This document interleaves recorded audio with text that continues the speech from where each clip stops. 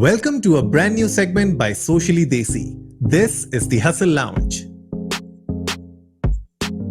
Hustle Lounge aims at showcasing stories of entrepreneurs from across the world.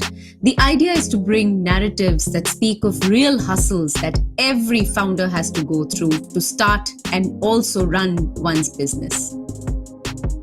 In the Hustler clan, it truly takes one to know one, right, Garima?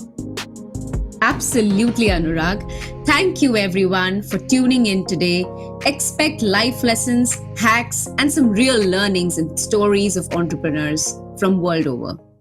In this episode of the Hustle Lounge, we are interacting with Shreya Prakash. She is the CEO and co-founder of FlexiBees. FlexiBees provides vetted, part-time, project-based, and remote working talent to businesses via qualified women professionals returning to work after a career break. So, Garima, excited to start this episode. But before we do that, what is the hustle that we are talking about today? Thanks, Anurag, and welcome, Shreya. So, the hustle that we are talking about is true flexibility and how flexi is in their DNA. And I think that's a hustle, right? Just be flexible all the time and keep reinventing and keep working around that. And I think that's a true hustle that we see in Shreya and her team. So that's what we'll be talking about today. So, Wonderful. Shreya, let me start by asking you. You have a product that Anurag just described. How does that fit in today's business scenario, which is so competitive, which has talent, from all over? How does this product really fit in, and how do you see the need for this product, in today's market scenario? Right. Thanks, guys. I'm happy to be here. So, what we provide, which is basically flexible talent, is very, very relevant in today's times. I would say it's been relevant since the past few years, since business environments today are so competitive. Things need to move really quickly. Businesses and bigger businesses as well as smaller businesses don't necessarily have the time to sort of spend 3 months in hiring someone, 6 months in training them. You need to move at the speed of light. You need to look at what your competition is doing and maybe pivot quickly. So all of these things, of course, need a mindset of agility, but they also need the ability to hire people in a more agile way, to hire experts quickly, to be able to find skills that perhaps you don't have in your in-house pool. All of this points towards flexible hiring. And on the other end, there are businesses which are small and growing, but they perhaps don't have the affordability to hire full-time experienced talent. So again, you need models through which they can hire talent, which is experienced as well as affordable. And especially talking about today, the pandemic has kind of underlined all of these things very clearly. You need to move quickly. You need to enter into new areas, new distribution models, new consumer habits, new markets, all of these things which require you to quickly hire, maybe have lean teams. All of those things today are relevant, and that's where our what we offer, our offering finds a fit. We offer talent that is flexible, which means that you can hire experienced people through part-time, through project-based, through remote working models, which gives you as a business the ability to be lean and agile and competitive. So, Shreya, talking about offerings, how do you create and pitch these roles to the organizations? So when we started, we thought that it will maybe take a bit to convince businesses. It will take a bit of education. But we realized to our delight that it wasn't really taking so much education. We went to startups. We went to small and growing businesses. A lot of them intuitively understood that hiring experienced folks through more cost-effective ways, which is part-time, flexi-time, project-based, was a very good way to. It was a hack, in fact, to be able to get this talent on board without having to pay expensive full-time salaries. They got that. So, it wasn't as much of an uphill climb as one would imagine. Of course, we had to create awareness around it. That's what we do. We create awareness around it. We tell businesses the benefits that they can get out of hiring flexibly. And a little bit of, education we had to do around remote working, which again, after the pandemic, has become significantly easier. Yeah. Right. Fantastic. So this sounds fairly simple, in the sense that you found a need gap and you're saying that one can get good talent at an affordable price. But just for anyone or entrepreneurs who are listening to this and are trying to build pricing models, and trying to build products around this, can you sort of take us back to when you started to discuss this?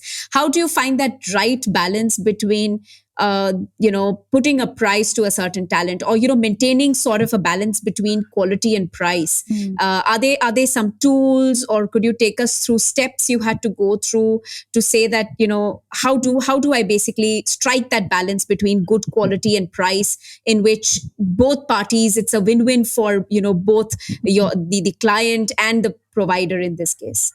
Right. No, this is, of course, extremely an important part of the entrepreneurship journey. Increasingly, we are seeing that, there is no compromise on quality, especially if you're talking about talent. That's just not possible. We are talking about small and growing businesses. They cannot make a mistake. The whole proposition rests on the fact that we are able to give them talent that is the right fit the first time round. If they had the time and the resources to really waste hiring the wrong fit, then they wouldn't have come to us. So for us, it's extremely important to get the right fit. And like you said, it seemed like a very simple thing, or it seems like a very simple thing when I say that there's demand there, there's supply here, people who want to work flexibly, and businesses that want flexible talent. So it seems simple, but the complexity is actually in the match, and that's what we focus on over the last 4 years. That's what we put a lot of our energy building, to match the demand to the supply well, which essentially is quality. So we not only match, say, for the functional fitment, we also match for some other factors which are important in this case, like time availability match, like time slot, commitment, drive. A lot of these are reasons why flexible engagements fail. So it was very important for us to get this right. And at the beginning, in fact, we weren't even thinking about how to make it a profitable, model. First, it was important to get the right service level out, get the right quality out, because without that, there is nothing. I mean, if the talent doesn't work, if it doesn't work for businesses, then then what are we even doing here? So first, we had to make sure that what we are giving to our clients is the right quality. It actually works for them without having to go through, multiple replacements, or having to train people too expensively. So I think it's for any startup, you're entering a little bit into a disruptive space. If disruptive is say to used and abused a word, then I would say a space which has where it has not been done before. That's the definition, pristine definition of a startup. So you're trying to change the status quo. So your solution has to be that much better than whatever today exists or passes for that industry. So you have to focus on quality. And if you got the need correctly, if people do want that offering, do want that product, you'll figure out a business model. So I would say, yeah, everything starts with the need. If the need is there, you will have to fulfill it with the right quality, else you don't have a business. And if because there is a need and you're getting the right quality, the business model will emerge. So again, if you have to summarize everything in, let's say, 3 to 4 steps that an organization or an entrepreneur should take in order to ensure that, like, for example, they are into this space which is very disruptive, they are bringing a new service or product into the market, and then the challenge is hiring, right? So what would be your advice to them in terms of, let's say, 3 to 4 steps that they need to take one after the other to ensure that they hire right? Um, I would say so. Even though we are in the talent business, I would say that for any entrepreneur, when they are starting out, unless and until they have millions of dollars in funding, they should probably run some experiments on their own.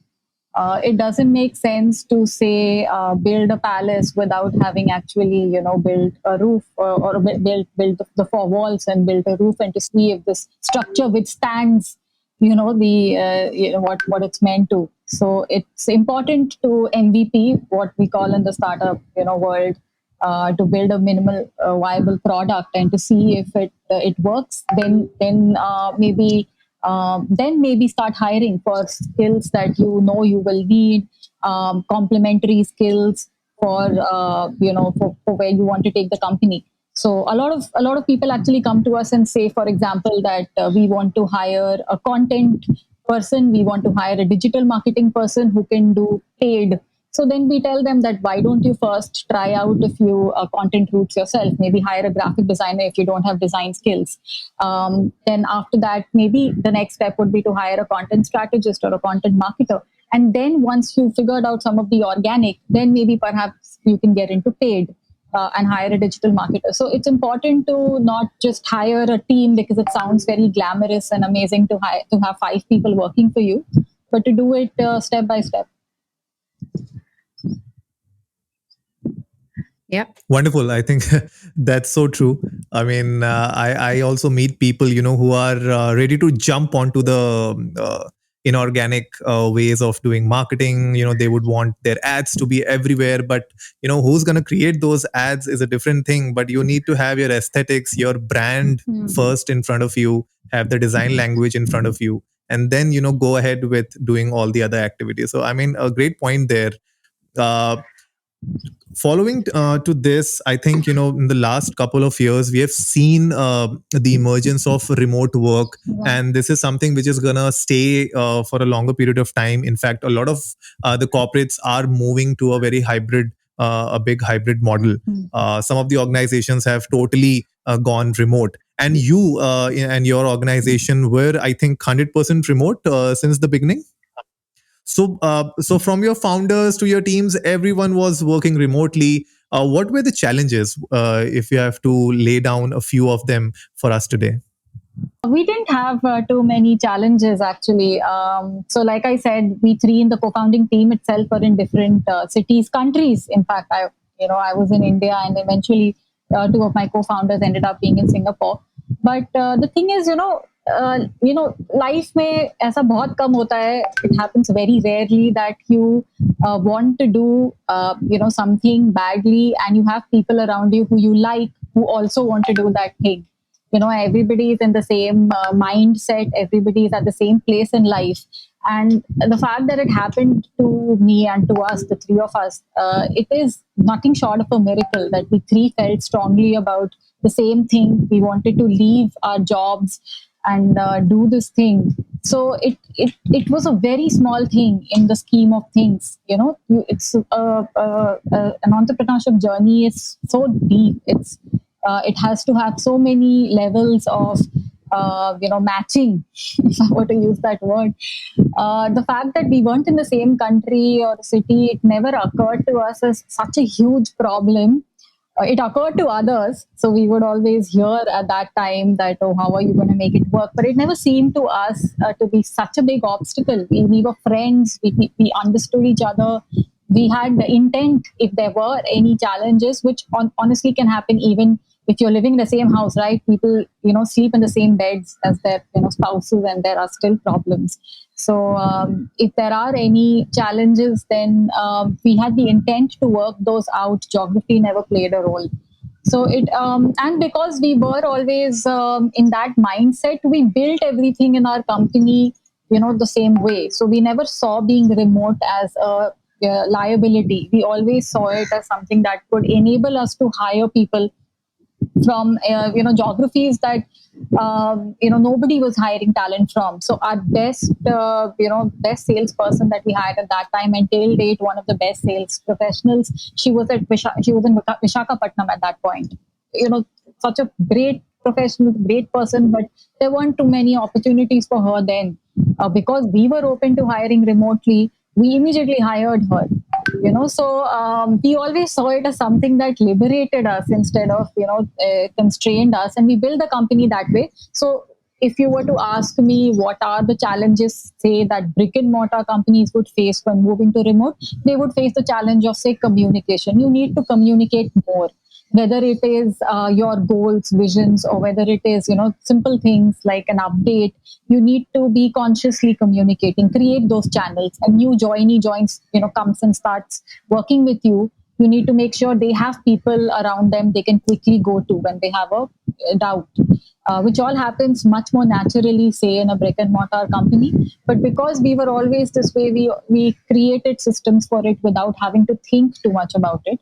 And yeah, come the pandemic, that's when we started thinking about how we can help others do what we've been doing well enough for the last few years, which is when we thought of some of these things. So yeah, it's never really been a big challenge for us. It's something that powers us, in fact.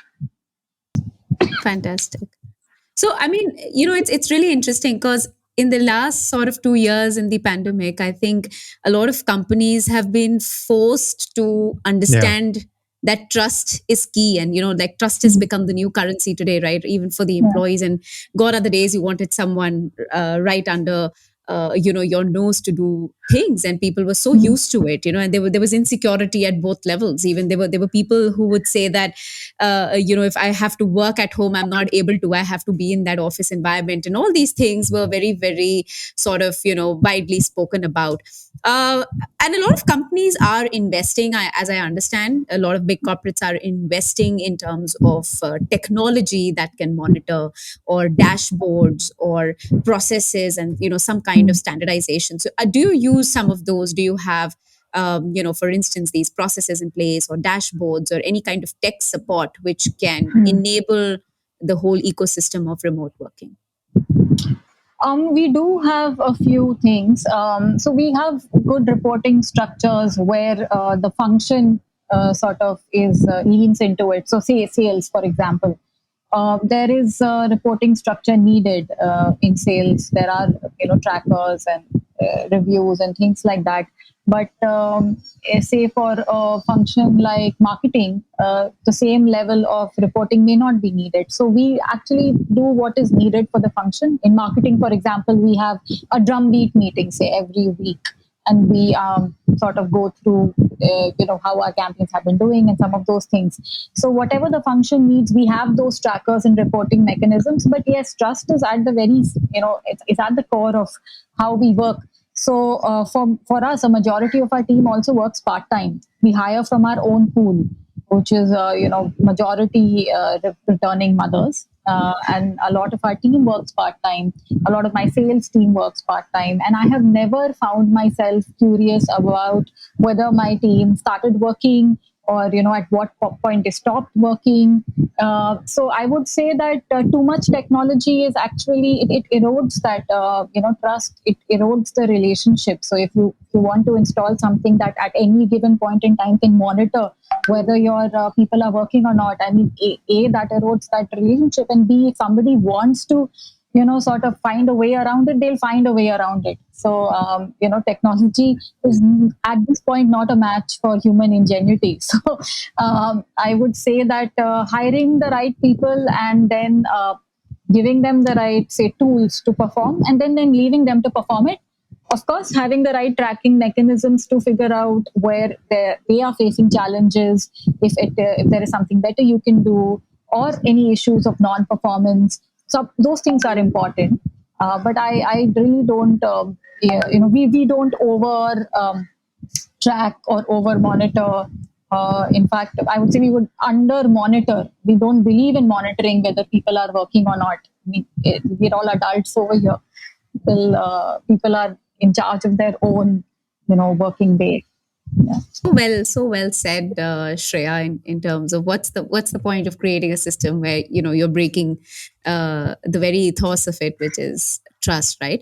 But I have a further last question, rather, to the similar thought process, that at the end of the day, your brand is at stake, right? And all companies have a certain appraisal process. So in this case, if it's an employee who's on a retainer or a contract, or coming in as a consultant from outside, how do you get into quality management from your end as well, apart from the company sort of tracking their performance and quality? Because at the end of the day, you are building a brand, and FlexiBees name is at stake.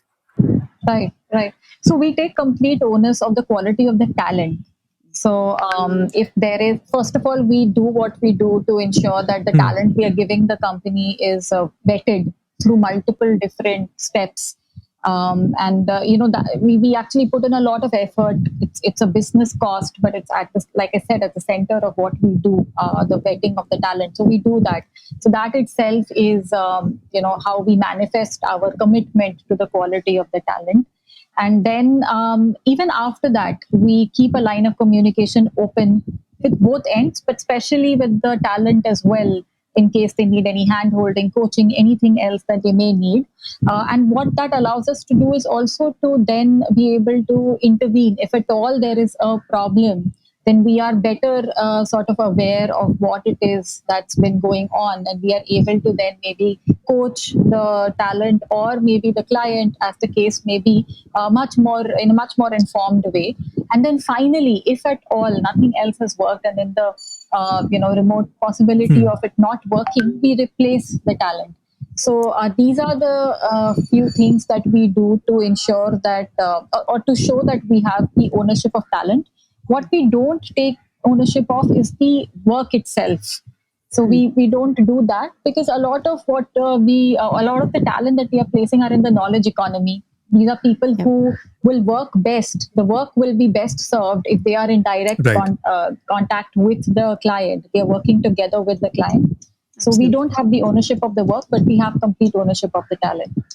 And in fact, 65% of our revenue comes from repeat business, repeat clients. So Fantastic. that's a testimony to the fact that we give the quality that businesses need. So true, so true. I mean, I think Fantastic. it's really important that businesses take ownership of the talent. Like when you are in this business where you are providing talent, you are providing resources to any organization, and like you're working with a lot of these startups, and like we spoke about earlier in the session, that the founders, they really want the best for the buck, right? And when it comes to hiring talent, be it on a part-time basis or a full-time, I think the quality really matters and the performance at the end of the day matters. So kudos to you and your team for that. I think these are really Yeah. important steps that you need to take as an organization in order to provide these kind of services and talent to other sectors and domains. Absolutely. Thank you so much, Shreya, for being with us on the show today. I think our listeners and viewers would have gained very, very insightful actions that they can actually take in their day-to-day lives, and I'm sure they can get in touch with you on LinkedIn, or guys, you can also check them out on flexibees.com. And yeah, I mean, if you have any requirements, go check them out. If you are a talent, you want to get in touch with Shreya, go check her out. I think that's going to be a great way. Any closing thoughts from you, Shreya?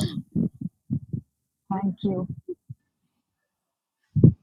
I know. I think Thanks for giving me this platform.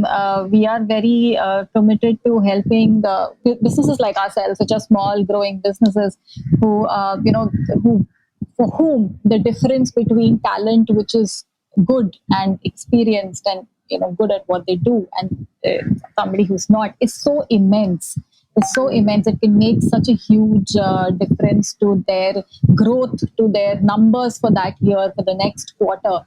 We're really committed to bring that talent to these kinds of businesses who are powering, innovative solutions for the world.